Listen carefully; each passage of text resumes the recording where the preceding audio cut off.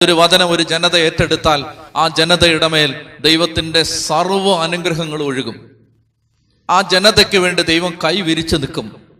ആ ജനതയ്ക്ക് വേണ്ടി ദൈവം ദുഷ്ടമൃഗങ്ങളെ ഓടിച്ചു കളയും. വാൾ നിങ്ങളുടെ ഇടയിൽ നിന്ന് നീക്കിക്കളയും. നിങ്ങൾ സ്വൈരമായി വസിക്കും. ഈ കാര്യങ്ങൾ ഒന്നുകൂടെ വായിപ്പിക്കണമെന്നുണ്ട്, സമയമില്ലാത്തതുകൊണ്ട് ഞാൻ വായിപ്പിക്കുന്നില്ല. അതായത് ദൈവം പറയുകയാണ്, ഞാൻ നിങ്ങളുടെ ഇടയിൽ എൻ്റെ കൂടാരം സ്ഥാപിക്കും എന്ന് പറഞ്ഞാൽ ദൈവമായ സാക്ഷാൽ ദൈവം ഒരു ദേശത്തിറങ്ങി വന്ന് പ്രവർത്തിക്കും. ആ ജനത്തിന് വേണ്ടി ദൈവം വാദിക്കാൻ തുടങ്ങും. ആ ജനത്തിന് വേണ്ടി ദൈവം സംസാരിക്കാൻ തുടങ്ങും. ആ ജനത്തിന് വേണ്ടി ഓരോ സെക്കൻഡിലും ദൈവം ഇടപെടാൻ തുടങ്ങും. ഇതാണ് ഈ പറയുന്ന വാഗ്ദാനം. ശ്രദ്ധിച്ചു കേൾക്കാമോ?